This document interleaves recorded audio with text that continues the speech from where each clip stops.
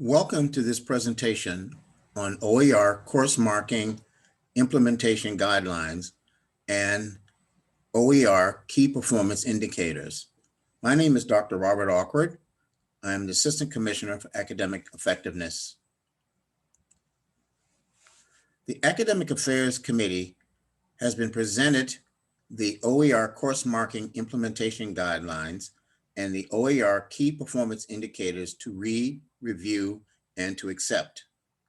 The OER course marking implementation guidelines represents the continuation of work towards enacting the 10 recommendations accepted by the Academic Affairs Committee on October 15th, 2019, and the Board of Higher Education on October 22nd, 2019, motion AAC 2003.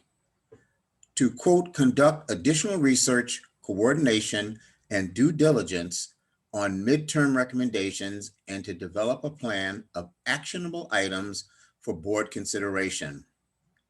The OER performance indicators emerged from the OER Advisory Council's work on course marking and the realization that a systematic approach was required to assess the impact of OER. Finally, this motion directs the Commissioner to work with the OER Advisory Council and public higher education institutions to implement course marking, OER key performance indicators, and to report back to you and the board next year. Course marking was defined in the seminal open textbook pictured in the slide on marking open and affordable courses. This was one of our resources for the guidelines. Simply put, it is marking courses in the course management system so that students will know what courses are open, what courses are low cost, and which ones are not. Why should public institutions implement course marking? First and foremost, it addresses our equity agenda. Students who use OER will lower the cost of their learning materials, which addresses affordability. In a report by Student Watch from 2017-2018, students rated course materials as their second highest expense after tuition. Textbook costs have risen 160% since 2000, according to the Bureau of Labor Statistics. Thus, the increased cost of required textbooks has caused 64% of students to choose not to buy their textbooks based on a report from the Florida public system. This is in addition to other negative coping strategies, including simply not enrolling in the course, or doing poorly, or failing. OER means students will have their textbooks on day one of the course and not weeks later or not at all. That means students will gain traction, persist, and complete their course more successfully. And students may take more courses so they can complete sooner. Finally, the literature suggests that students, especially minoritized students, demonstrate increased learning and perform at a higher rate using OER learning materials. The guidelines were created because we need to increase student awareness of which courses are OER or no cost or low cost. This will empower students to lower their costs and increase their success. However, only 10 of our institutions have implemented this practice to date. Each talked about how difficult it was, the amount of manual effort involved, and the amount of time they spent conducting trial and error experiments. So it was clear to get all public institutions to implement this practice, we needed to share the learning from these 10 institutions and from 2 other state systems. These best practices will reduce the time, effort, and cost of implementation. Further, the adoption of course marking aligns with our statewide transfer system by utilizing a universal and consistent practice. Simply said, the guidelines will allow institutions to voluntarily implement this practice versus the approach taken by 7 states to mandate its adoption.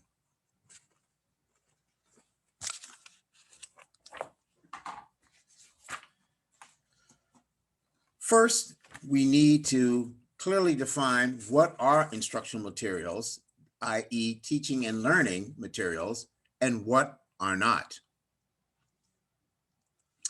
Next, we must make clear what is OER, i.e. free or no cost, and what is low cost, that is $50 or less.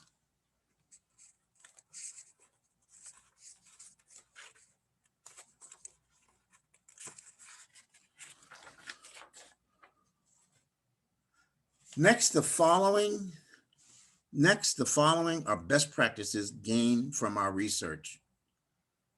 The role of senior academic leadership, presidents, provosts, deans, is essential. Course marking is an interdisciplinary practice that requires staff and support across the institution and resources.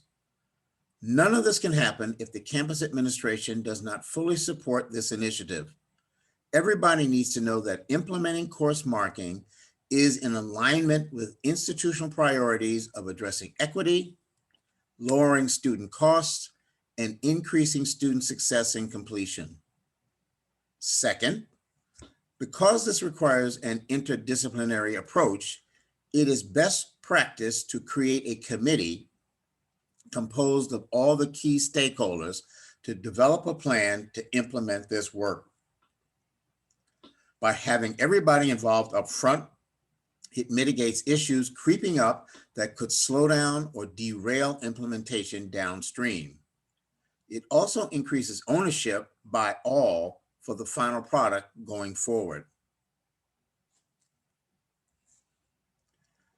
At most campuses who have implemented course marking, we have learned it is a manual, time-intensive practice to continuously monitor course assignation, instructor and instructional material changes, and uploading accurate information to all who need it. Thus, it is best if an automated system could be employed. However, if an institution cannot afford to do that, it must dedicate staff to this role. Too many of the existing institutions shared how somebody who cared deeply about this work would take it on. However, if they ever left, the system would end abruptly. This is a student success practice we know will help our students, especially our minoritized students, to be more successful. So it must be institutionalized, which will require dedicated resource or resources, depending on the size of the institution. The reason that OER performance indicators are part of this presentation and recommendation is because an institution's ability to capture data about the impact of OER is having for students requires a course marking system to be implemented. By identifying what courses are OER or low cost through course marking makes it easier to collect data on cost savings, student success, and usage information. It will also enable the collection of data at both the institution and the state level through the use of consistent data collection and measurement. Finally, we needed to begin with assessment measures that were doable by the institutions, especially if they took longer to implement course marking. Since we are expending the time, effort, and resources at our institutions and at the state for OER, we need to be able to demonstrate the return on investment. The COOP framework developed by the Open Education Group was chosen as the model for key performance indicators because it is comprehensive in scope, clear, and pragmatic. You may learn more about this framework at the Open Education Group's website noted on the slide. COUP stands for Cost, Outcomes, Usage, and Perception. There are many different measures recommended by the Open Education Group under each category.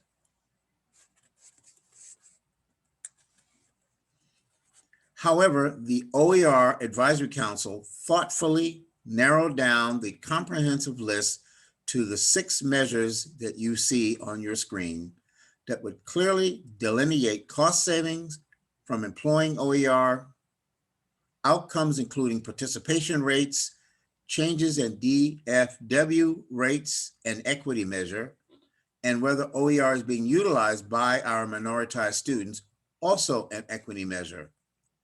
And finally, we also wish to track the level of campus activities for OER.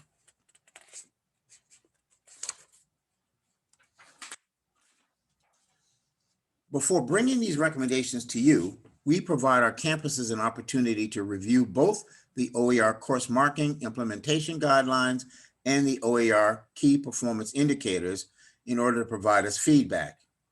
After 3 weeks, we received feedback from a representative cross-section of our institutions, including a UMass campus, 3 state universities, and 2 community colleges, or over 20% of our institutions. Their feedback was overwhelmingly positive and supportive, as is summarized in the motion and even in more detail in Appendix C of the guidelines. Each institution encouraged the DHE to move forward with both the OER course marking implementation guidelines and the OER key performance indicators. They recognize this meets an important need for their students and is in alignment with their student success and equity goals. The feedback received covered 2 areas: additional indicators and measurement clarification. There were 3 suggestions as to additional indicators that could be employed. However, after meeting and deliberating on this, the OER Course Flagging Committee decided that although they were useful measures, we can add them at a later time. In fact, there were other indicators that the Advisory Council itself wished to employ, but not now.